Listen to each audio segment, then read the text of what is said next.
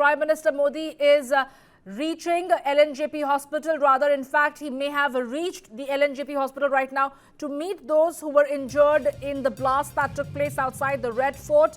The Prime Minister had made it clear that one of his first priorities is to go and meet those who were injured in the blast that took place outside the Red Fort on 10th November. Remember, the Prime Minister was in Bhutan yesterday, but he's returned and he is headed straight to meet those who were injured in the blast that took place outside Red Fort. He has reached the LNJP Hospital straight after returning from Bhutan. He is also going to be chairing a CCS meeting later. But right now, on priority number one, Prime Minister is headed to meet those who were injured in the blast that took place outside the Red Fort. He is meeting them at LNJP Hospital as we speak. But that is the big breaking news that we're getting you at this point in time.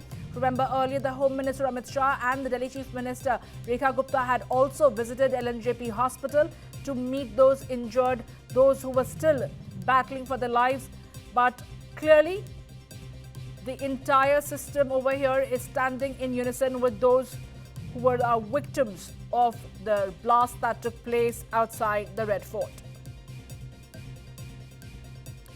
In a short while from now, we are going to get those visuals from LNJP Hospital, where the Prime Minister has reached to meet the families of the victims and those who are still grappling with several other injuries that was induced because of the blast that took place outside the Red Fort. Remember, it was on 10th November at around 6:52 p.m. in the evening when that devastating blast took place that jolted the national capital. Of course, the Prime Minister had to go to Bhutan yesterday, but he's returned to the national capital and has headed straight to meet the injured at the LNJP Hospital.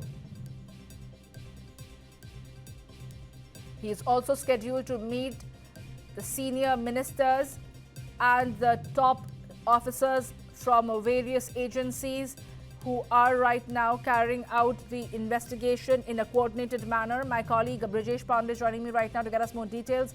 Brijesh, the Prime Minister has returned to Delhi and he is straight headed towards LNJP Hospital. As we speak right now, he is meeting those who were injured in that blast that took place outside the Red Fort on 10th November.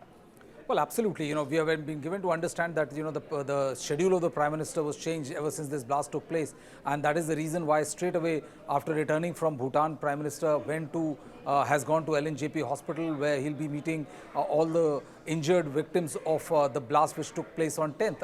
If you remember yesterday, Prime Minister in a speech in Bhutan also made a very, made a very strong statement against terror. He said that, people who think that this will go unpunished will have to think twice. And he said that anybody and everybody who is involved behind this, planning, execution, doing recce and all, will be brought to book, they'll be forced to face justice as far as this terror attack is concerned. This is in sync with, the Indians' new changed policy where an act of terror has to be taken or treated as an act of war. So one thing is very clear, that the Prime Minister has gone away straight to LNJP after embarking or coming back from Bhutan, and he'll be meeting all the injured victims of the 10/11 blast in the national capital.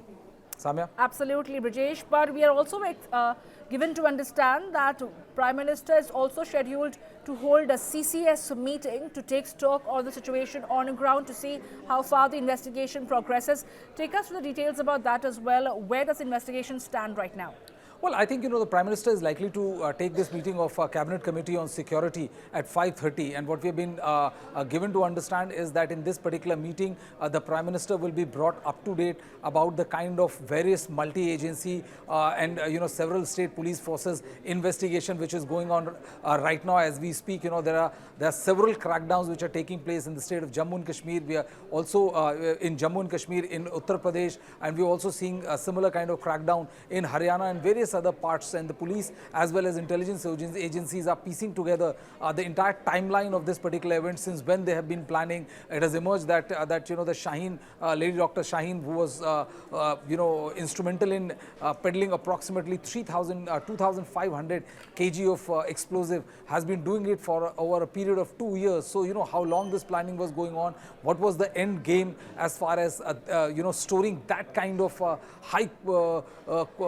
quantity explosives at one particular place, and who all were the mastermind plotters and who all aided and abetted in this particular crime. All of this is being worked at various levels, Raw Intelligence Bureau, NIA, Delhi Police, J&K Police, all of them are Haryana Police, all of them are working on this particular case, and the Prime Minister will be brought to update. And I think going by the crackdown and the kind of people who have been arrested, they feel that they are very, very close in solving or cracking this particular terror attack which shook national capital on 10th.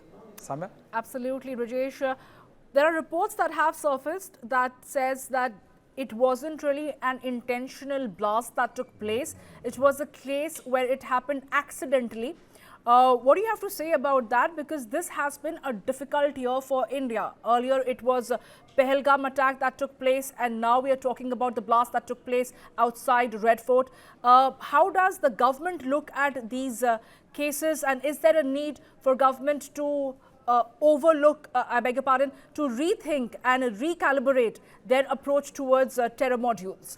Well, I think what we were given to understand by intelligence agencies last evening was the fact that when they used the word accidental, what they meant was that that's ever since in the morning, when there were reports of how 360 kg of explosive materials were seized from one house, and then another seizure of 2,500 kilograms were made, and then there were several arrests one after another. I think the blast was triggered due to panic, and since it was not a properly formulated bomb, that is the reason why this explosion didn't left a crater at the spot. But one thing is very, very clear, that the investigative agencies are exploring all the possible angles. In two of the doctors who are supposed to be key conspirators as far as this murky world of doctor of terror, two of them have went to Turkey. So the police and investigative agencies are also trying to piece together evidence as to what potential role people in Turkey could have provided,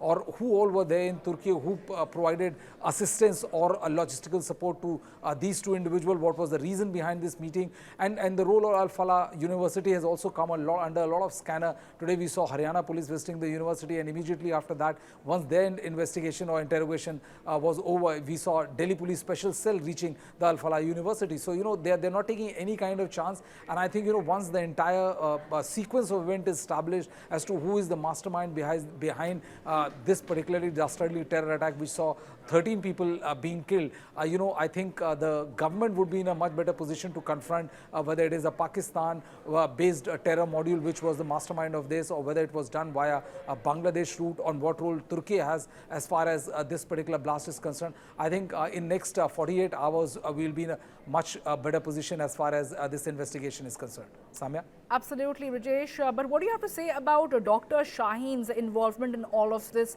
Of course, we've played out those reactions of a former husband, but the fact remains that she seems to be the first recruit for the women wing of Jaish in India, who was entrusted with the responsibility to recruit more women, and a sinister plot for which she could have been the mastermind. Well, I think, if you look at the term sleeper cell, I think she's a perfect example of that term, because, she's an educated lady. It's not like, she doesn't know what she's doing. She's an educated lady, and she is also a doctor. The fact of the matter is that for the last 2 years, she has been, taking these explosives from one place to another, completely under the radar.